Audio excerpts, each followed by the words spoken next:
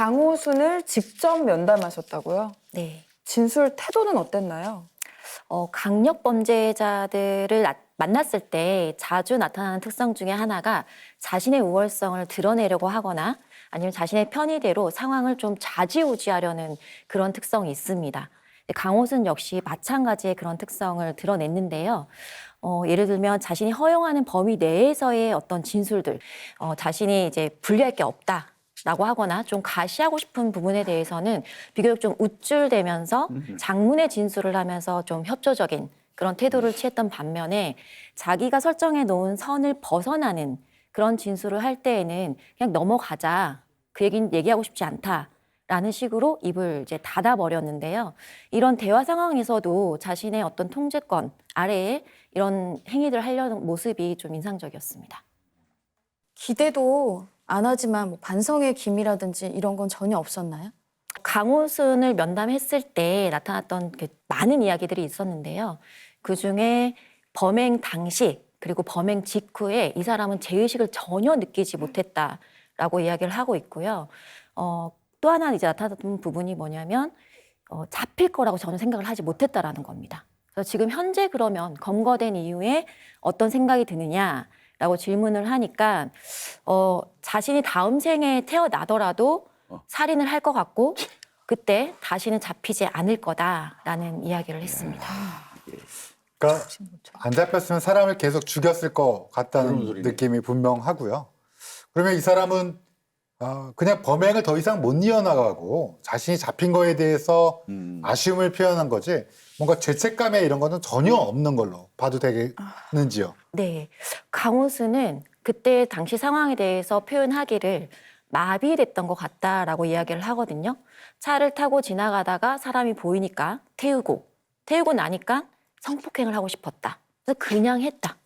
강간을 하고 나니까 그럼 어떻게 해야 되냐? 죽여야지. 라고 하면서 그런 행위를 한 이후에도 자신은 이제 일상적인 그런 생활을 계속 이어갔다라고 하고 있고 그 상황에서의 죄의식은 전혀 없었다라고 합니다. 그러니까 마비됐다라는 건 자기가 원래 이렇게 밥 먹듯이 일상적으로 하던 걸 더 이상 못하게 되니까 마비된 것 같다 이 뜻인 거예요? 네, 그러면서 이제 저한테 했던 이야기가 그런 게 사이코패스 아닌가요? 라고 본인이 물어봐요? 네, 스스로도 자기도 사이코패스인 것 같다. 그런 게 사이코패스 아닌가요? 진술 분석하신 분이 우리 김미영 분석가님이셔서 그렇지 우리 김복준 교수님이 앉아 계셨으면 맞아, 뭐라고 이 말을 하셨을 것 듣고 가만히 사이코패스냐고 넘어가기. 나한테 물어보면요. 네. 당연히 뭐 맞다고 해주겠죠. 강호순은 그럼 왜 이렇게 사람들을 죽였냐. 자기도 모르겠다. 근데 사람들이 사이코패스라고 하니까 그런 거 아니겠냐. 그게 뭐가 중요하냐. 이런 식의 이제 반응인 거죠. 이게 진짜. 강호순이 그 여성들이 스스로 자신의 차에 탄 거다 이렇게 주장을 하는데 혹시 자기가 어떤 방식으로 피해자들에게 다가갔는지 그런 거에 대해서 혹시 얘기를 한 것이 있나요? 강호순은 이성관계에 대해서 굉장히 강한 자신감을 드러내고 있는데요. 자신은 혹시 뭐 사귀고 싶은 사람이나 마음에 드는 사람이 있으면 그걸 이제 하는데 전혀 어려움이 없다라고 합니다. 그렇기 때문에 피해자들을 차에 태울 때에도 뭐 억지로 태운다거나 강제로 할 필요가 전혀 없었다는 거예요.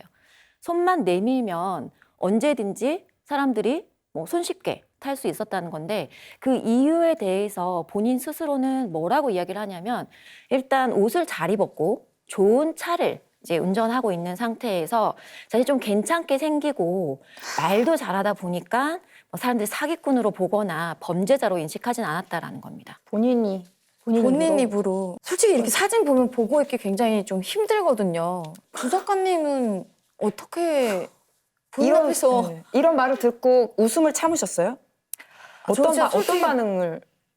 저는 사실 이제 범죄자들 만날 때 약간 어처구니 없는 말들을 굉장히 많이 하거든요. 이런 그렇죠. 범죄자들은 굉장히 자기중심적 사고를 하기 때문에 타인 조망이 굉장히 떨어집니다. 자신이 이런 말들을 했을 때 상대방이 어떻게 느끼는지에 대해 전혀 공감하지 못하는 거죠.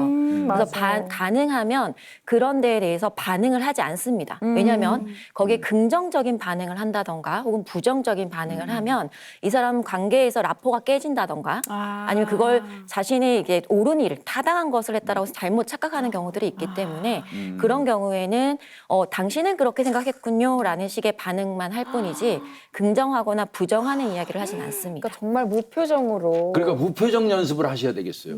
예, 평소에도 별로 표정은 없는 편이라서요.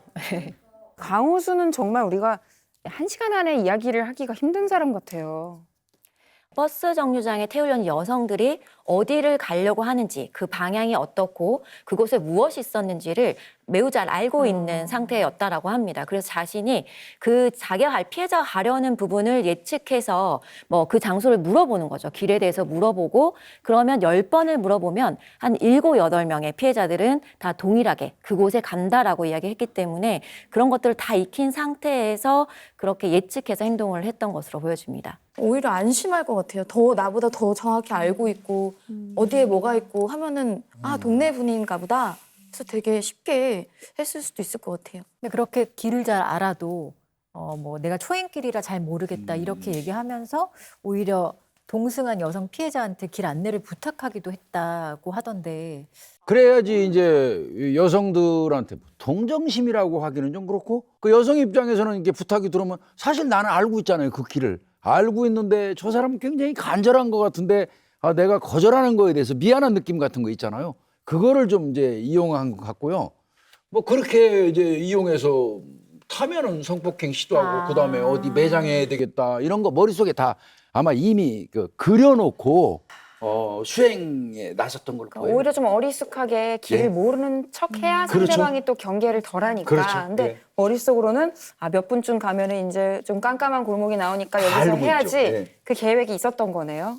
그러니까 이제 범행 대상 여성을 물색할 때부터 저 여성을 살인해야겠다 하는 목적으로 시행을 했다고 봐도 무방한 거겠죠. 강호순의 표현이 딱 그런데요. 지나가다가 갑자기 마음에 드는 사람이 있길래 태웠다.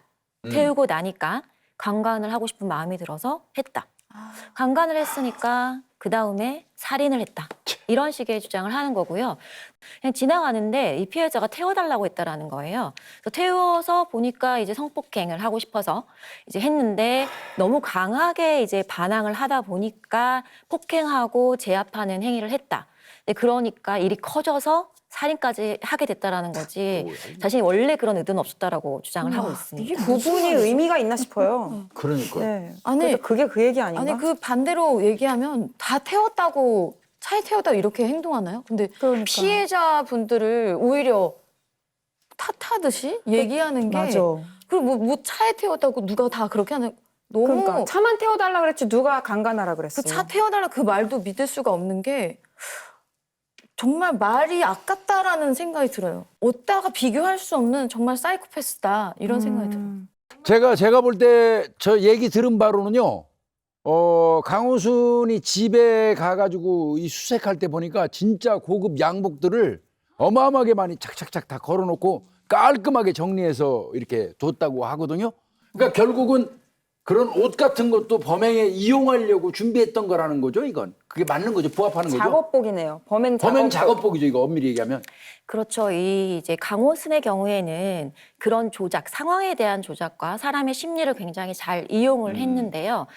당시에 이제 깔끔하게 옷을 차려 입는 것, 그다음에 자신이 갖고 있는 외모적인 특성, 좋은 차라는 이런 조건들이 사람들한테 어떻게 영향을 미칠지를 가장 잘 알고 있었던 것으로 보입니다. 그래서 20대부터 이제 여성들을 차에 태우고 다니면서, 그러니까 100명 이상의 여성들을 차에 태우고 다니면서 이제 성관계를 맺었다라고 하는데요. 이 독특한 부분은 그러면 이렇게 만나는 여성들 중에 마음에 드는 여성이 있을 거고 그렇지 않은 여성이 있지 않을까라는 생각 때문에 그런 부분들을 확인해 봤는데 그 여성을 만나는 부분에 대한 기준이 없었습니다. 그래서 뭐라고 표현하냐면 너무 뚱뚱하지만 않으면 된다. 사람들이 만날 때 뭐 예를 들어서 몸매라던가 얼굴 혹은 성격이 잘 만나야 만나는 어떤 기준점들이 있을 텐데 그런 것들이 없었다라는 거죠. 그래서 좋고 나쁨 이런 부분들에 대한 평가를 하지 않는 특성이 있었습니다. 숫자를 채우는 게 더 중요한 건가요? 그러니까 좋고 나쁨이 없다는 게 그런 그냥 게 정말 없다는 거예요. 닥치는 구분이 대로 없죠. 최대한 많이 이런 건가요? 뭐라고 표현을 하냐면 그걸 왜 사전에 평가를 해야 되느냐. 사전에 그것을 결정할 필요가 없다. 나중에 그거는 만나보고 접했을 때 그 다음에 평가해야 되는 문제다라고 막 이야기를 하는 거죠. 만나고 난 다음에는 마음에 드는 부분들이 있을 겁니다. 근데 어떤 부분이냐면 말을 잘 들었다. 혹은 속궁합이 좋았다. 그게 좀 중요한 요인 중에 하나였던 것으로 보여집니다. 그 약간 이게 좋고 나쁨이 없다는 게 까다롭지 않다는 게 아니라 여자들을 개별 인격체로 보지 않았기 때문에 그런- 나오는 그렇게 말이 보는 것도 아닌가 맞을 것 싶어요. 여성을 하나의 뭐 인격체로 뭐 대했다던가 아니면 긴밀한 관계를 형성해야 되는 대상으로 전혀 보지 않고 그냥 성적인 어떤 만족감을 주는 대상으로만 이제 여겼던 것으로 보여집니다.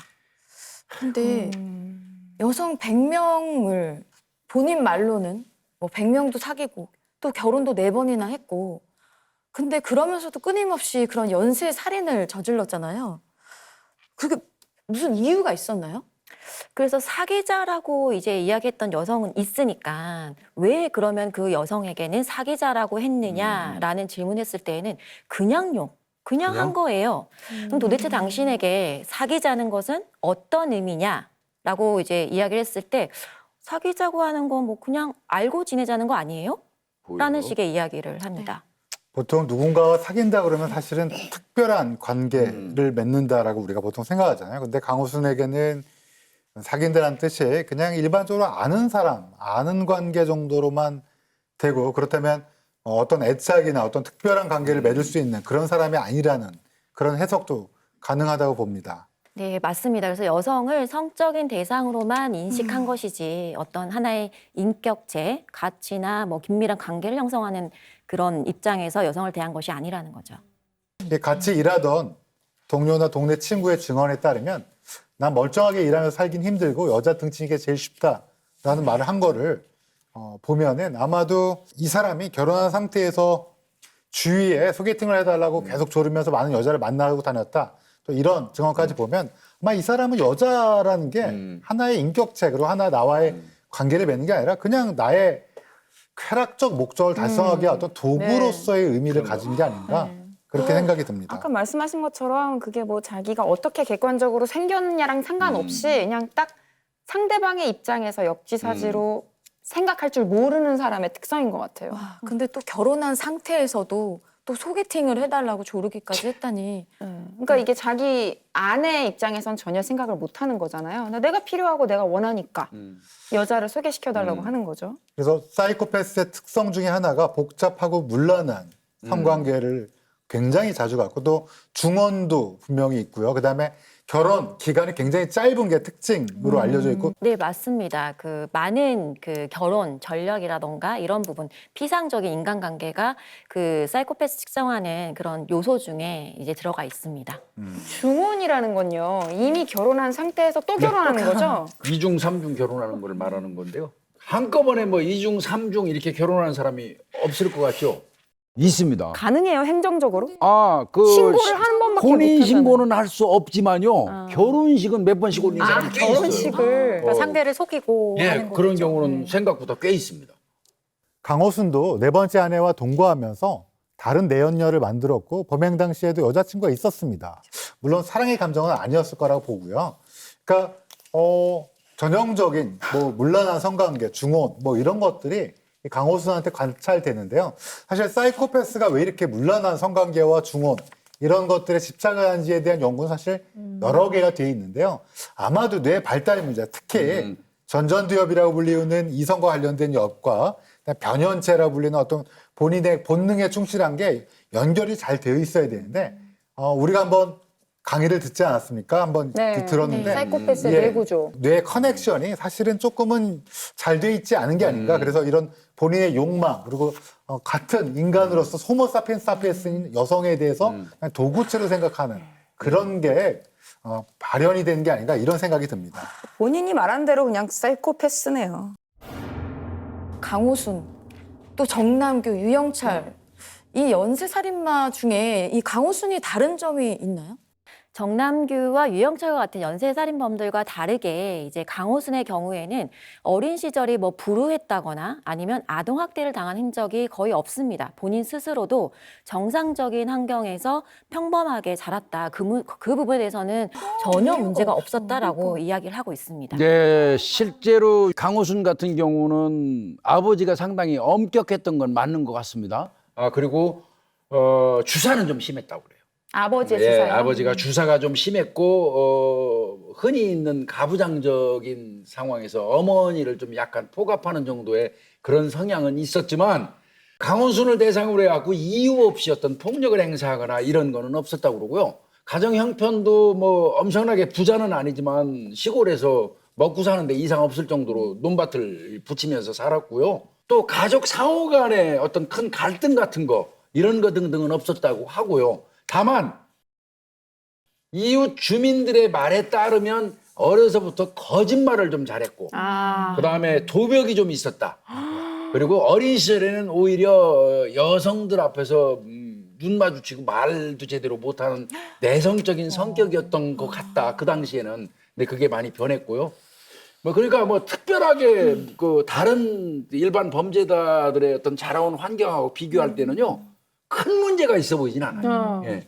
그리고 그 정남규나 유영철하고 좀 다른 게 자라온 환경에서도 다르지만 범죄의 이렇게 태도를 보면 네. 아까도 그냥 했어요 이렇게 그냥, 대답하는 것처럼 특별히 사회에 대한 반감이나 분노가 있다거나 뭐 여성들에 대한 적개심이 있다거나 그걸 표출하는 그런 양상은 아니었던 것 같아요.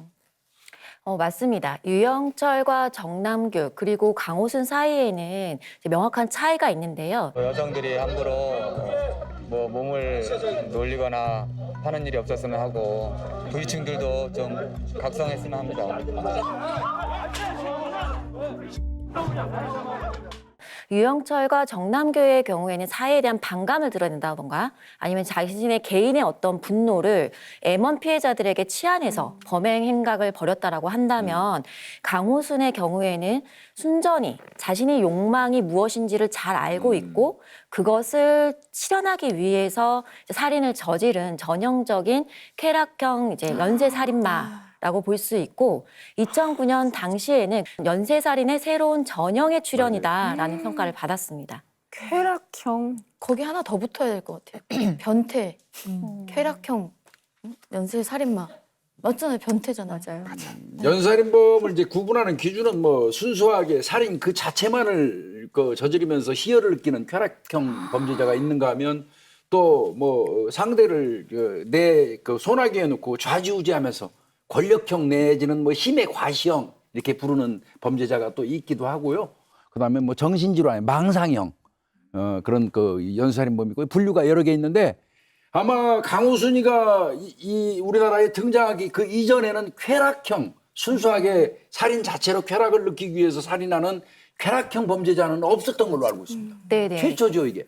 네, 이렇게 자신이 그런 어린 시절에 문제가 없었다, 사회에 대한 불만도 없고 이런 성적인 어떤 만족감을 추구하면서 살인을 이렇게 저질러 왔다라고 이야기하는 경우는 없었습니다. 다른 그 연쇄살인범들하고는 좀 또 다른 점이 있어요. 유영철, 정남규, 강호순. 근데 이제 그 차이를 좀 보면요. 유영철 같은 경우는 자신의 원룸으로 그 피해자들을 불러들이는 행태를 나중에 취했고요. 그다음에 정남규는 우리 한번 다뤘지만 노상에서 돌려 세워가지고 정면에서 공격하거나 뭐 물론 후반기에는 남의 집에 침입해서 이제 뭐 방어까지 하는 그런 시스템을 보이지만요. 강호순은 철저하게 차입니다. 예, 뭐 처음에는 그 SUV 차량을 타다가 고급 세단을 타다가 이런 식으로 차 안으로 사람을 불러들여서 이 살해를 하는데 그 이유는 그거 같습니다. 자신이 가장 익숙한 그 범행을 수행할 수 있는 장소 그걸 선정한 게 강호순 입장에서는 차였던 걸로 보입니다. 네, 그 교수님께서 말씀하신 것처럼 강호순의 특징 중 하나가 피해자를 유인하는 장소로 도로변을 사용을 한 것인데요. 강호순은 사실 화물차 운전을 하면서 전국을 돌아다니는 생활을 했기 때문에 맞아요. 지형을 굉장히 잘 알고 있는 사람이었고 도로라는 자체가 굉장히 익숙한 그런 공간이었기 때문에 그곳에서 익숙하고 능숙하게 행동할 수 있었던 것으로 보여집니다. 강호수는 사실 우리 앞에 이렇게 연쇄살인범으로 나타나기 전에요. 이미 전과를 맞습니다. 가졌었어요. 전과 8범이었거든요. 범죄 경력만 보더라도요. 뭐 도로교통법 위반, 음주운전, 뭐 공동상해 이런 것들이 사실 크고 작은 어떤 사회 법규, 질서 이런 것들을 완전히 무시하고 본인 하고 싶은 대로 하는 그런 사이코패스의 약간 전형적인 모습을 보이고 있는 것 아닌가 싶은데요. 와. 21살 때 그 군대 하사관 복무 중에 휴가를 나와서 소도둑질을 한 게 첫 전과 맞아요. 기록이라고 합니다. 옛날부터 어릴 때부터 도벽이 있고 거짓말 잘했다면서요. 바늘도둑이 소도둑된 네. 거죠. 그러니까 정말 전과에 기록이 된 것만 지금 팔범이지 그렇죠. 기록되지 않은 건 맞습니다. 얼마나 네. 많았겠어요. 사실은 성범죄 전과도 있었어요. 강호순이 군 생활할 때 혼담이 오갔던 사람이 있었다고 합니다. 근데 이제 강간을 해서 합의금을 준 적도 있다고 합니다. 그 당시에는 친고죄가 그 적용되던 때라서 네. 합의를 해가지고 처벌받지 않은 경우가 있었죠. 야. 성범죄도 있었습니다. 사실 이 범죄 이력이 좀 남아 있었더라면 향후에 조금 더 빨리 이런 것들 좀 알 수 있지 않았을까라는 그런 생각도 듭니다. 어릴 때부터 문제가 많았겠죠. 네, 이런 전과 기록 이전에 많은 문제 행동들을 이미 했었는데요. 뭐 중학교 때 매점에 절도 행위를 이제 합니다. 그럼 그때 당시에 왜 그렇게 했느냐라고 질문했더니 그냥 물건 훔쳐 나오는 거다. 특별한 일이 아니다. 아, 보통의 일이고 절도도 약간 쾌락형 절도네요. 그냥 누구나 하는 일이다. 별거 아니다라고 이야기를 하는 거죠. 그래서 그 행위를 한 이후에 그럼 무슨 일이 있었냐, 일이 어떻게 됐느냐라고 했을 때에도 가게 주인한테 엄마가 사과를 하고 자신은 거기에 대한 어떤 책임을 지지 않은 채 표현하기로 별일 없이 지나갔다. 그러니까 이 행위 자체가 굉장히 문제가 있는 행위라는 인식조차 없는 거죠. 그러니까 하사관으로 이제 군 복무를 할 그 당시에도 이전에 서로 훔치기 전에 어떤 행동을 하냐면 장교 부식비를 횡령하는 일을 합니다. 그때도 그냥 넘어가는 형태가 됐고 이 살인에 대해서도 사고를 쳤다라는 표현을 하거든요. 사람 그래서 죽였다가 아니라. 이런 것들을 보면 이제 무엇이 처벌받는 행위인지는 알지만 옳고 그름에 대한 인식 수준 자체가 굉장히 낮다라고 볼 수 있습니다. 진짜로 이게 상대방 피해를 보는 입장에 대해서는 전혀 고려가 없는 사람이네요. 그런 그냥 거예요. 내가 하고 싶어서 한 거고 그걸 당한 사람이 어떤 손해를 보고 피해를 보는지는 고려 대상이 아닌 거죠. 강호순의 경우에 초창기 삶의 궤적을 좀 살펴보면 그 군에서 불명예 제대를 한 이후에 비교적 돈을 벌기 위해서 노력은 했던 것으로 보입니다. 그런데 그러다가 손쉽게 돈을 벌 수 있는 방법을 찾은 것이 이제 보험 맞아요. 처음에 사기입니다. 보험 사기 시작됐어요. 그런 생활을 하면서 그 이후에 궁핍한 상황이 되면 이제 그런 보험 사기 행각을 벌여서 이런 것들을 좀 손쉽게 해결하려는 그런 행위를 했던 것으로 보입니다. 근데 또 하나 궁금한 게 이 사람이 범행을 저지른 게 전부 11월에서 1월에만 집중돼 있잖아요. 또 휴지기가 있었단 말이에요. 다른 따뜻한 날에는. 이거는 어떻게 해석할 수 있죠? 왜 그랬대요? 이 공백기 동안에 이 사람의 행적을 좀 살펴보면 보험금을 수령해서 어느 정도 경제적인 여유가 있었던 상황으로 보이고요. 그래서 화물차 운전을 이제 그만하고 중단하고 축사를 짓습니다. 그리고 야산에 벌통을 이렇게 두면서 꿀이나 과일을 판매하는 그런 행동을 하는데요. 사실 이것도 어떤 경제적인 활동을 정상적으로 한다는 거라기보다는 이제 토지 수용이 됐을 때 영업 보상비를 받는 이제 그런 차원에서 이제 진행을 하는 건데 나름의 경제적인 생활을 하는 이런 상황에서는 범행이 잠시 멈췄던 걸로 보여집니다. 그리고 주장하기로는 사실은 범행이 있고 난 이후에 좀 대대적으로 언론 보도가 되다 보니까 잡힐 수도 있겠다라는 생각 때문에 좀 중단했는데 마지막 두 번째 전에 이제 지나가다가 피해자가 태워달라고 해서 이제 발동이 걸려서 시작이 됐다라고 핑계를 대는 것이죠. 실제로 강호순 같은 경우는 장모님 집 그 방화 포함 보험 사기로 의심되는 그 이 건수가 한 7건 정도 있어요. 어떤 경우는 마사지 방을 본인이 차려가지고 네. 고의로 불을 질러서 화재 보험금을 받아먹은 그런 케이스도 있고요. 그래서 등등등 뭐 따져보면 보험금을 총 수령한 게 한 6억 7,780만 원 정도? 건 뭐 7억 가까이 이 보험 사기 행각을 했던 거죠. 와, 7억이면 이때 당시 굉장히 큰 돈이네요. 그러니까 한마디로 보험 사기 쳐서 좀 먹고 살만 할 때는 그 그 과실을 맛보느라 그 열매를 즐기느라 좀 잠깐 쉬었던 거고 또 돈이 좀 떨어지면 농번기 지나고 찬바람 불기 시작하면 다시 범행에 나섰던 거네요. 농번기에는 바쁘게 일하다가 농한기에는 무료함을 느끼고 마치 취미생활, 살인을 했다는 그런 의견도 있습니다. 범행 후에 특별히 죄책감을 못 느끼고 일상생활로 돌아가는 것을 반복했다는 것이죠. 처음에 저희가 봤을 때도 겨울에만 활동하는 게 그런 의미가 좀 있었던 것 같습니다. 겨울에 그 농산일이 할 수 농한기니까. 없으니까 사체를 매장하는 것도 굉장히 뭐 1시간 만에 비스듬하게 이제 비탈을 비탈에다가. 어디에다 하는지 미리 파악까지 하고 사실 우리 그 많은 사건을 다뤘지만 아는 곳 이렇게 가잖아요. 근데 굉장히 많은 범위를 알고 있다는 게 미리 그러니까 파악을 해놨다는 거예요. 운전하는 일을 했다는 건 운전만 잘하는 게 아니라 그 주변 도로 상황에 밝고 지리에 밝았다는 뜻이네요. 아니 근데 이렇게 자기 차에 옆에 타고만 있어도 뭐 살인에 발동이 걸린다고 표현하는 사람을 마주 앉아서 면담을 하면 안 무서워요?